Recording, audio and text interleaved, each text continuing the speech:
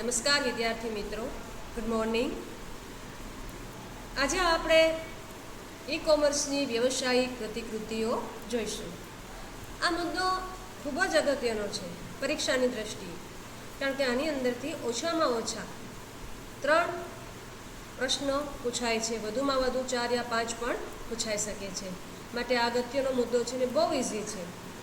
વિદ્યાર્થી મિત્રો, આપણે આ મુદ્દાની અંદર ઈ કોમર્સની અંદર જે વ્યવહારની અંદર એટલે કે ખરીદ અને વેચાણના વ્યવહારની અંદર વ્યવસાયિક પ્રવૃત્તિની અંદર સમાયેલા પક્ષકારો એના દ્વારા કરવામાં આવતી પ્રવૃત્તિઓ અને સેવાના આધારે ઈ કોમર્સ વ્યવસાયની ધંધાકીય પ્રતિકૃતિઓ વ્યાખ્યાયિત કરવામાં આવી છે. એટલે કે એના પ્રકાર ઈ કોમર્સની અંદર વ્યવસાયિક પ્રવૃત્તિના આધારે અમુક મોડેલો તૈયાર કરવામાં આવ્યા છે, ઈ કોમર્સ બિઝનેસ મોડલ્સ.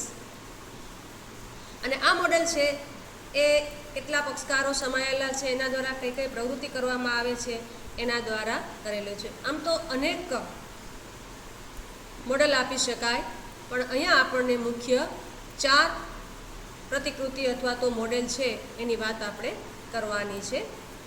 આની અંદર વર્ગીકરણ કોણ વેચે છે, કોણ માલ ખરીદે છે એના આધારે કરવામાં આવેલું છે. મુખ્ય 4 ધંધાકીય મોડેલ્સ છે, એ સિવાયના પણ છે, એ પણ આપણે અહીંયા જોઈશું. સૌ પ્રથમ છે બિઝનેસ ટુ કન્ઝ્યુમર, એટલે કે વ્યવસાયથી ગ્રાહક.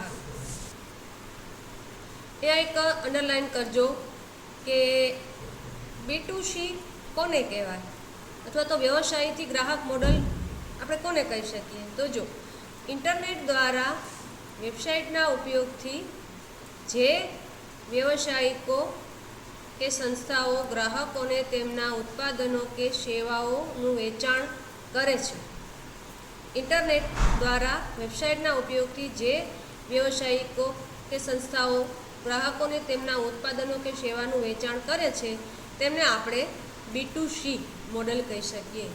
વિદ્યાર્થી મિત્રો, આ મોડેલ સૌથી વધારે પ્રચલિત છે, સૌથી વધુ પ્રતિકૃતિ આ જોવા મળે છે, કારણ કે ઓનલાઈન જે વેબસાઇટ્સ છે એ ગ્રાહકોને વસ્તુઓ વેચે છે.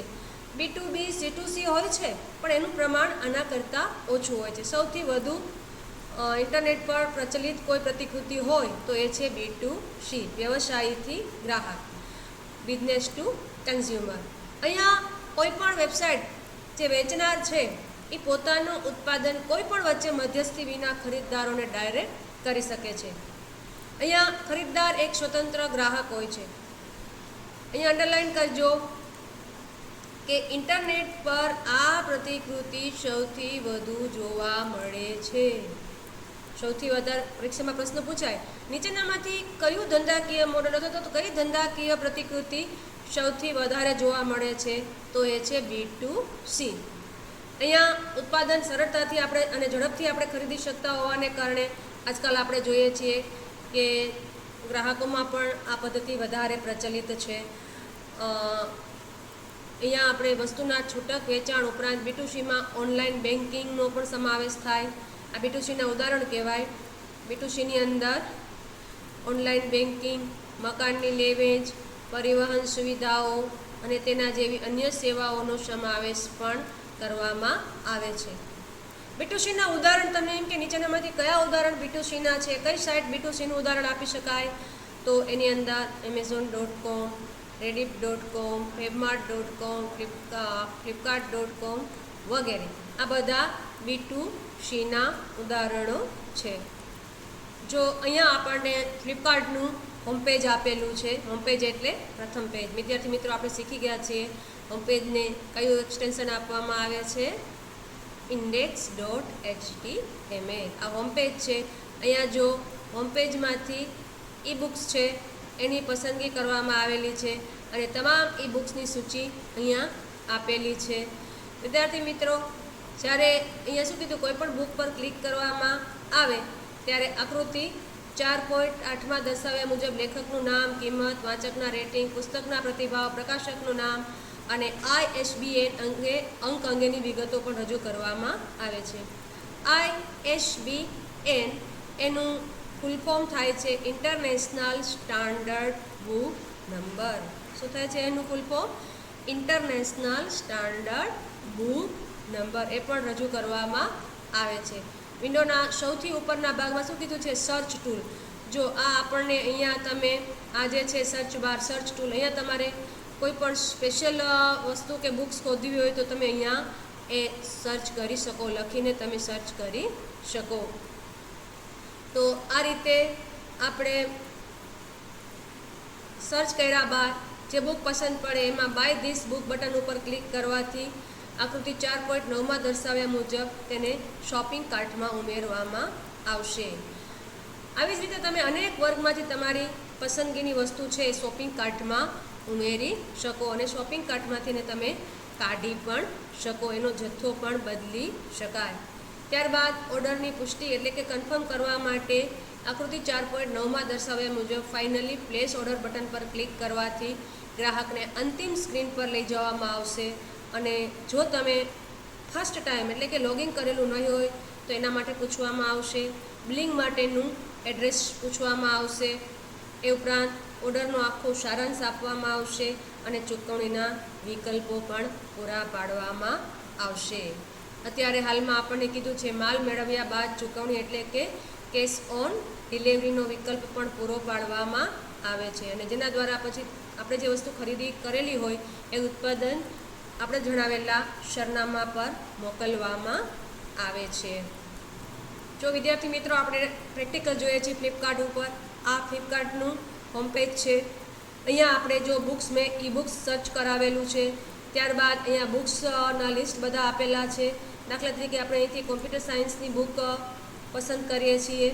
દાખલા તરીકે આપણે આ કેટ 2020 આ બુક આપણે પસંદ કરી છે અને આપણે એને જોઈએ છીએ. તો જો અહીંયા એ બુકની કિંમત છે 17,999. અહીંયા એવું કીધું છે આપણને હરી ઓનલી વન લેટ. ત્યારબાદ આપણે દાખલા તરીકે અહીંયા એડ ટુ કાર્ટ કરશું. જો આ એડ ટુ કાર્ટ તો અહીંયા જે શોપિંગ કાર્ટ આપેલું છે એની અંદર એક વસ્તુ છે એ જતી રહેશે. જો એ આપણને લોગિન થવાનું કહે છે કારણ કે આ લોગિન હું થયેલું છે નહીં. દાખલા તરીકે આ જો પ્લેસ ઓર્ડર, ત્યારબાદ આપણે પ્લેસ હવે ખરીદવી જ છે તો આપણે પ્લેસ ઓર્ડર કરીએ તો આપણું એડ્રેસ છે, થોડી વાર લાગે છે, નેટની સ્પીડ થોડી ધીમી હોય છે એટલા માટે. જો અહીંયા શું કહે છે એન્ટર ઈમેલ ઓર મોબાઈલ. દાખલા તરીકે મોબાઈલ નંબર અને એન્ટર આપણે અહીંયા આપવું પડે લોગિન થવા માટે. ત્યારબાદ ડિલિવરી એડ્રેસ, ઓર્ડરની સમરી અને પેમેન્ટ ઓપ્શન. દાખલા તરીકે અહીંયા ડિલિવરી હું મારું એડ્રેસ નાખું છું. એમાં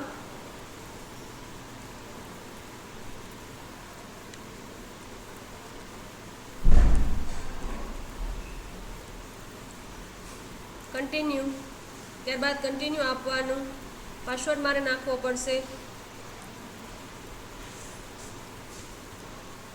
ત્યારબાદ લોગિન થવાનું. ફર્સ્ટ ટાઈમ એક વખત આપણને લોગિન થવા માટેનું કહે છે. ત્યારબાદ ડિલિવરી એડ્રેસ આપવાનું, ઓર્ડર સમરી આપવાની અને પેમેન્ટના ઓપ્શન પણ આપવાના. અહીંયા મારે પાસવર્ડ મિસિંગ છે.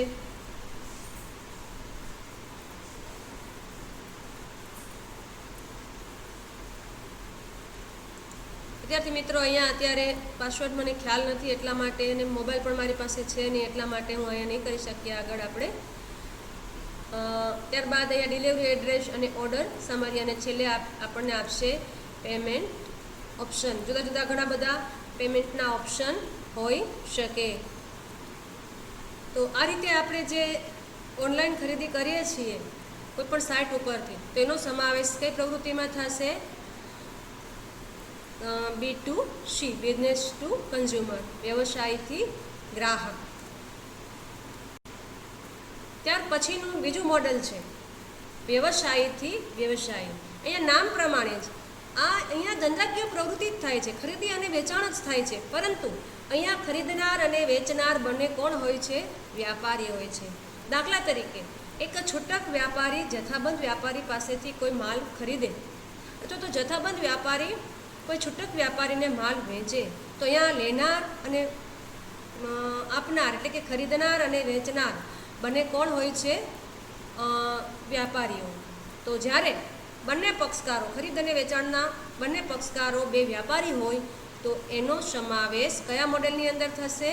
વ્યવસાયીથી વ્યવસાયી અથવા તો બિઝનેસ ટુ બિઝનેસ અથવા તો એને B2B પણ કહી શકાય. પેલી જોઈએ એને શું કહેવાય? B2C. જ્યારે અહીંયા B2B બંને પક્ષકારો છે એ ધંધાદારીઓ છે. અંડરલાઈન કરજો વિદ્યાર્થી મિત્રો. અહીંયા જુદા જુદા વ્યવસાયીઓ વચ્ચે થતી ઈ કોમર્સની પ્રવૃત્તિને વ્યવસાયીથી વ્યવસાયી પ્રતિકૃતિનો સંદર્ભ આપવામાં આવે છે. અહીંયા એને કહેવાય B2B. B2Bમાં વેચનાર અને ખરીદનાર બંને વ્યવસાયી હોય છે. અહીંયા પ્રશ્ન તમને પૂછાઈ શકે કે નીચેનામાંથી કઈ પ્રતિકૃતિની અંદર વેચનાર અને ખરીદનાર બંને વ્યવસાયી હોઈ શકે? તો એ હશે B2B, બિઝનેસ ટુ બિઝનેસ. અહીંયા પુરવઠાકાર એટલે કે સપ્લાયર, ડિસ્ટ્રીબ્યુટર કે અન્ય મધ્યસ્થી એજન્ટ સાથે ઈ સંબંધ એટલે કે ઈ રિલેશનશીપની સ્થાપના કરવામાં આવે છે. ઈ રિલેશનશીપ એટલે બધું વ્યવહારો ઓનલાઈન થતા હોય છે ઇન્ટરનેટના માધ્યમ દ્વારા. તો અહીંયા ઇન્ટરનેટ દ્વારા વ્યવહારો થતા હોવાને કારણે વ્યવસાયીઓ વચ્ચે વધુ પારદર્શિતાને કારણે કાર્યક્ષમતા પણ વધારે પ્રાપ્ત કરી શકાય છે. જો અહીંયા તમને ઉદાહરણ આપેલું છે કે ઉદાહરણ તરીકે સંગ્રાહક વિતરક અને જથ્થાબંધ વેપારી સાથે ઉત્પાદક સોદો કરે છે તો એને B2B કહેવાય. B2Bનો ઉપયોગ કરી ઉત્પાદક વિતરક સાથે માલના જથ્થામાં થતા ઘટાડા વિશે તત્કાલ સંવાદ કરી શકે છે. દાખલા તરીકે અહીંયા જે વિતરણ કરનાર છે, આપણે 100 વસ્તુનો ઓર્ડર આપ્યો હોય અને એમાંથી માની લો કે 1 કે 2 નુકસાન થયું હોય અથવા તો ઓછું આવ્યું હોય તો તાત્કાલિક એની સાથે સંવાદ કરી શકે છે. પછી ટેલિફોન હોઈ શકે અથવા તો ઈમેલ દ્વારા પણ કરી શકે છે. અહીંયા આગળ આપણે કીધું છે કે સંસ્થાઓ તેમની સામાયિક વ્યવસાયિક પ્રવૃત્તિ જેવી કે પુરવઠાકારનું વ્યવસ્થાપન, માલના જથ્થાની યાદીનું વ્યવસ્થાપન એટલે પુરવઠાકારનું વ્યવસ્થાપન એટલે કે પુરવઠો પૂરો પાડનાર સપ્લાયર્સ કેટલા લોકો પાસેથી આપણે વસ્તુની ખરીદી કરી શકીએ છીએ, આપણે જે વસ્તુ જોઈએ છીએ કેટલા લોકો વેચે છે, એ ઉપરાંત આપણી પાસે માલનો જથ્થો કેટલો છે એનું વ્યવસ્થાપન પણ આપણે કરી શકીએ છીએ, ચૂકવણીનું વ્યવસ્થાપન પણ કરી શકીએ છીએ. એને કારણે B2Bની અંદર કાર્યક્ષમતામાં વધારો થાય છે. ટેલિમાર્કેટિંગના વ્યવસ્થાપન, પુરવઠા સાંકળ, સપ્લાય ચેન, માલની પ્રાપ્તિ, નિયમિત સમયે માલ પહોંચાડવો, ઓનલાઈન સેવા વગેરે માટે આ એક અસરકારક માધ્યમ છે. અહીંયા આપણને B2Bના ઉદાહરણ આપેલા છે. commodity.com, TradeIndia.com આ B2Bના ઉદાહરણો છે. અહીંયા પણ આપણને પરીક્ષામાં પૂછાઈ શકે કે B2Bના ઉદાહરણો નીચેનામાંથી કયા છે. મિત્રો આપણને આ જો B2Cના ઉદાહરણો હતા એમેઝોન, મંત્રા, એ આપણને ખબર હોય કારણ કે આપણે પણ એનો એક ભાગ છીએ. કારણ કે આપણે ઓનલાઈન વસ્તુ ખરીદતા હોઈએ છીએ, આપણે ગ્રાહક હોઈએ છીએ ઓનલાઈન, તો આપણે B2Cનો એક ભાગ છીએ અને એની વેબસાઇટની પણ આપણને ખ્યાલ હોય છે. ત્યારે આ તો બે વ્યાપારી વચ્ચે થાય છે. એટલે સામાન્ય રીતે આ જે વેબસાઇટ છે commodity.com, TradeIndia.com એની આપણને જનરલી ખબર હોતી નથી કારણ કે એ તો વ્યાપારીઓ વચ્ચે થનારી ઈ-કોમર્સ વેબસાઇટના ઉદાહરણો છે. પરીક્ષાની દ્રષ્ટિએ આપણે યાદ રાખવા પડે commodity.com ને TradeIndia.com એ કયા વ્યવસાયિક પ્રતિકૃતિના ઉદાહરણો છે? તો એ થશે B2Bના. વિદ્યાર્થી મિત્રો, ત્રીજી ઈ-કોમર્સ ધંધાકીય પ્રવૃત્તિ છે ગ્રાહકથી ગ્રાહક, કન્ઝ્યુમર ટુ કન્ઝ્યુમર, C2C. અહીંયા ખરીદનાર અને વેચનાર બંને ગ્રાહક હોય છે. ખરીદનાર કે વેચનાર બંને કોણ હોય છે? ગ્રાહક હોય છે. આમાં ધંધાદારી એકમ કોઈ વેચનાર હોતું નથી. અંડરલાઈન કરજો અહીંયા તમે. ગ્રાહકો વચ્ચે થતી ઈ કોમર્સ પ્રવૃત્તિના વ્યવહારોને ગ્રાહકથી ગ્રાહક પ્રતિકૃતિનો સંદર્ભ આપવામાં આવે છે. અહીંયા કોઈ પણ ત્રાહિત પક્ષ વચ્ચે હોતો નથી. આના માટે C2Cનું આપણે ઉદાહરણ કેવું હોય તો હરાજીની સાઇટ. હરાજી આપણે જોયું છે કે એમાં વેચનાર પણ ગ્રાહક હોય છે અને ખરીદનાર પણ ગ્રાહક હોય છે. ગ્રાહકો વચ્ચે જ પરસ્પર સોદો કરવાની સુવિધા પૂરી પાડવામાં આવે છે. C2C વેબસાઇટ પર ઇન્ટરનેટનો ઉપયોગ કરતા વેચનાર કે ખરીદનાર બની શકે છે. C2Cનું ઉત્તમ ઉદાહરણ હરાજીની સાઇટ છે. અંડરલાઇન કરજો. C2Cની પ્રતિકૃતિનું ઉત્તમ ઉદાહરણ કયું છે? હરાજીની સાઇટ. જો આપણે કોઈ પણ ઉત્પાદન વેચવું હોય તો હરાજીની સાઇટ પર યાદી સ્વરૂપે મૂકી શકીએ છીએ, તો અન્ય લોકો એની બોલી લગાવે છે. તો C2Cની અંદર બંને પક્ષકારો કોણ હોય છે? ગ્રાહક. ખરીદનાર પણ ગ્રાહક હોય છે અને વેચનાર પણ ગ્રાહક હોય છે. અહીંયા એના આપણને ઉદાહરણો આપેલા છે. દુનિયાની સૌથી મોટી હરાજીની સાઇટ છે eBay.com. ત્યારબાદ આપણે OLX અને Quikr.com છે, એ આપણે અહીંયા ઇન્ડિયાની અંદર પણ વધારે પ્રચલિત છે. આ 3 થશે. eBay.com, OLX.com અને Quikr.com એ હરાજી માટેની સાઇટ છે. એ C2Cના ઉદાહરણ આપણે એને કહી શકીએ. ત્યાર પછીનું ચોથું ઉદાહરણ છે મિત્રો, ગ્રાહકથી વ્યવસાય, consumer to business. Consumer to business એટલે કે C2B. વિદ્યાર્થી મિત્રો, અહીંયા ગ્રાહક દ્વારા ઉત્પાદન કે સેવાની કિંમત નક્કી કરવામાં આવે છે. એટલે કે ગ્રાહક છે એ ઉત્પાદનની કિંમત નક્કી કરે છે, પણ ગ્રાહક જે ભાવ બોલે એ ભાવે વસ્તુ આપવી કે નહીં એ વેચનાર નક્કી કરે છે. આને અવળી હરાજી પણ કહેવાય. અને શું કહેવાય છે? અવળી હરાજી.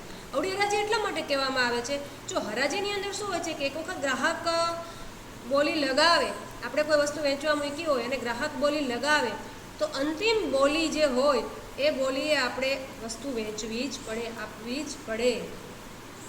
જ્યારે અહીંયા ગ્રાહક વસ્તુની કિંમત નક્કી કરે છે, મતલબ વસ્તુના ભાવતાલ કરે છે, પરંતુ એ કિંમતે વસ્તુ આપવી કે નહીં એ કોણ નક્કી કરે છે?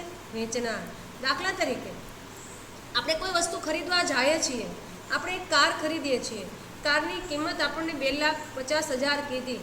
હવે જો આપણે એમ કહીએ છીએ કે ના ભાઈ મારે 2,25,000 આ કાર જોઈએ છે, જો વેચનારને પોસાય તો એ આપશે, ન પોસાય તો ના પાડી દેશે કે નહીં ભાઈ મને આ કિંમતે પોસાતું નથી. એટલે અહીંયા ગ્રાહક ઉત્પાદનની બોલી બોલે છે, પણ એ નક્કી કરેલી ગ્રાહકે જે નક્કી કરેલી બોલી છે એ કિંમતે વસ્તુ આપવી કે નહીં એનો અંતિમ નિર્ણય કોણ લે છે?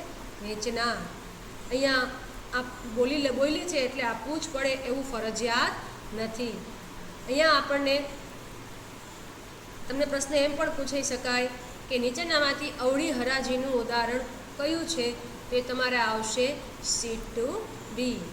હરાજી એટલા માટે કીધી છે કે ગ્રાહક બોલી લગાવી શકે છે, ગ્રાહક વસ્તુના ભાવ કહી શકે છે, પણ એ ભાવે સ્વીકારવું કે નહીં એ કોણ નક્કી કરે છે? એનો વેચનાર માલિક.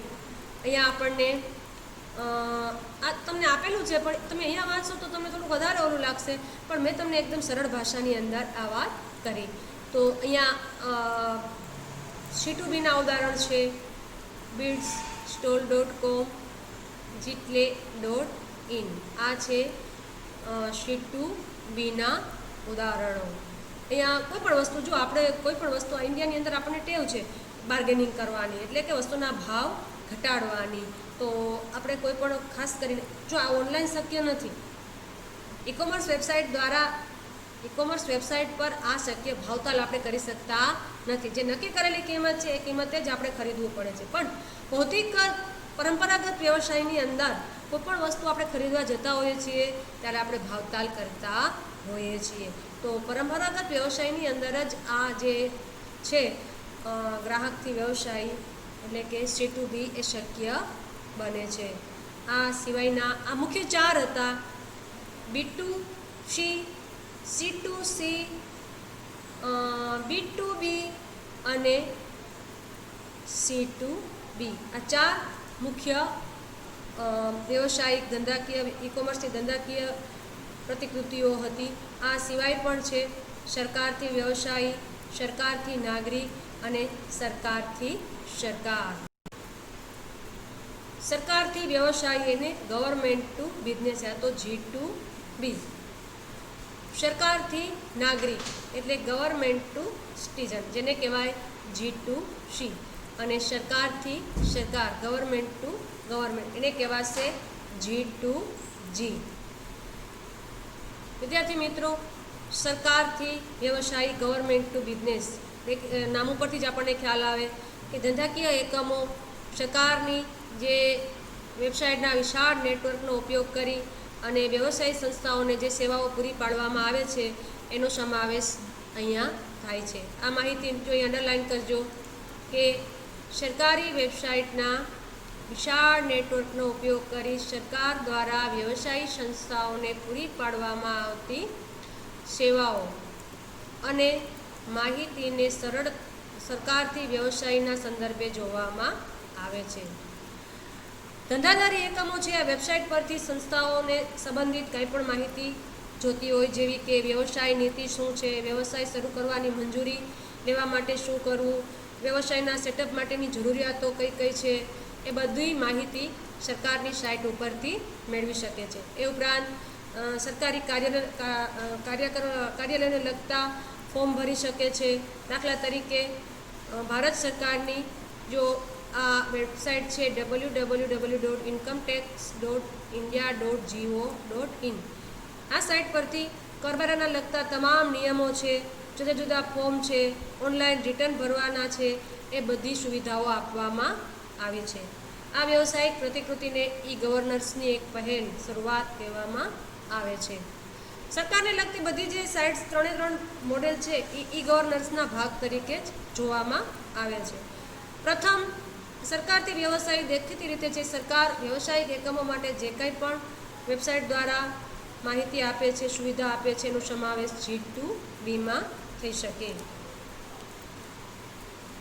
ત્યાર પછી બીજું ઈ ગવર્નન્સનું મોડલ છે સરકારથી નાગરિક, ગવર્મેન્ટ ટુ સિટીઝન, G2C. સરકારથી નાગરિક પણ ઈ ગવર્નન્સનો એક ભાગ છે. અહીંયા સરકાર પોતાના દેશના સિટીઝન માટે, સ્વતંત્ર નાગરિકો માટે જે કંઈ પણ સરકારી સેવાઓ, યોજનાઓ પૂરી પાડતી હોય એ તમામની માહિતી અહીંયા આપવામાં આવેલી હોય છે. ત્યાં અંડરલાઇન કરજો કે સરકારથી નાગરિક G2C પણ ઈ ગવર્નન્સનો એક ભાગ છે. આ વ્યવસાયિક પ્રતિકૃતિનો હેતુ સ્વતંત્ર નાગરિકોને સારી અને અસરકારક સેવા પૂરી પાડવાનો છે. અહીંયા વેબસાઇટ દ્વારા સરકારી ખાતાઓ, વિવિધ કલ્યાણકારી યોજનાઓ જે નાગરિકો માટે ચલાવતી હોય એના અરજીપત્રકો ભરવા, અપલોડ કરવા, એ બધાની માહિતી પૂરી પાડે છે. અહીંયા આપણે જુઓ, ગુજરાત સરકારે આ રીતે G2C માટે એક નેટવર્ક વિકસાવેલું છે જેને G-SWAN કહેવામાં આવે છે. શું કહેવામાં આવે છે? G-SWAN. G-SWANનું ફૂલ ફોર્મ તમને અહીંયા પરીક્ષામાં પણ પૂછાય છે, અથવા તો એમ પણ પૂછાય કે ગુજરાત સરકારે ગુજરાતના નાગરિકો માટે કયું નેટવર્ક વિકસાવેલું છે? તો Gujarat state wide area network. આ એનું અહીંયા હોમ પેજ આપેલું છે. ત્યારબાદ ઈ ગવર્નન્સનું ત્રીજું જે મોડલ છે સરકારથી સરકાર, G2G, ગવર્મેન્ટ ટુ ગવર્મેન્ટ. કોઈ એક સરકારી સંસ્થા, એજન્સી કે વિભાગ અન્ય સરકારી સંસ્થા, એજન્સી કે વિભાગ સાથે વાણિજ્ય રહિત, જો નોન કોમર્શિયલ, એમાં કોઈ પૈસાનો વહીવટ હોતો નથી, વાણિજ્ય રહિત સંદેશા વ્યવહાર કરે તો તેને સરકારથી સરકાર મોડેલ તરીકે ઓળખવામાં આવે છે. અંડરલાઇન કરજો અહીંયા, એક સરકારી સંસ્થા, એજન્સી કે વિભાગ અન્ય સરકારી સંસ્થા, એજન્સી કે વિભાગ સાથે વાણિજ્ય રહિત સંદેશા વ્યવહાર કરે તો તેને સરકારથી સરકાર એટલે કે G2G તરીકે ઓળખવામાં આવે છે. ખાસ કરીને આઈટી ખર્ચાને ઘટાડવા, પ્રક્રિયાઓને સુનિયોજિત કરવા, વધુ કાર્યાલયને અસરકારક બનાવવા, ઝડપ લઈ આવવા માટે G2G છે એ મોડેલ ઘણું ઉપયોગી બને છે. તો આ રીતે આપણે ઈ કોમર્સ પ્રતિકૃતિઓ જોઈ. B2C, B2B, અંડરલાઇન કરજો, B2C અને B2B વિપુલ પ્રમાણમાં ઉપયોગમાં લેવામાં આવે છે, પરંતુ સૌથી વધારે કયું છે? B2C. આ બે મોડેલની અંદર મુખ્ય ફેરફાર એ છે કે B2B પ્રતિકૃતિમાં ગ્રાહક એક સંસ્થા છે, જ્યારે B2C પ્રતિકૃતિમાં ગ્રાહક એક સ્વતંત્ર વ્યક્તિ હોય છે। તો આ ચેપ્ટર વિદ્યાર્થી મિત્રો અહીંયા પૂરું થાય છે। આપણે એની સીઈટીઓ જોઈ લઈએ। વિદ્યાર્થી મિત્રો અહીંયા જો પ્રથમ સીઈટી છે કે પુસ્તકોની ઓનલાઈન દુકાનનું ઉદાહરણ કયું છે, તો તમને ખ્યાલ જ છે કે દુનિયાની સૌથી મોટી સાઇટ કઈ છે પુસ્તકોનું ઓનલાઈન વેચાણ કરતી? એમેઝોન। ત્યારબાદ બીજી સીઈટી છે ઇન્ટરનેટ પર ડિજિટલ સ્વરૂપે ઉપલબ્ધ વર્તમાનપત્રને શું કહેવામાં આવે છે? તો આપણને ખબર છે ઈ ન્યૂઝપેપર। ત્યારબાદ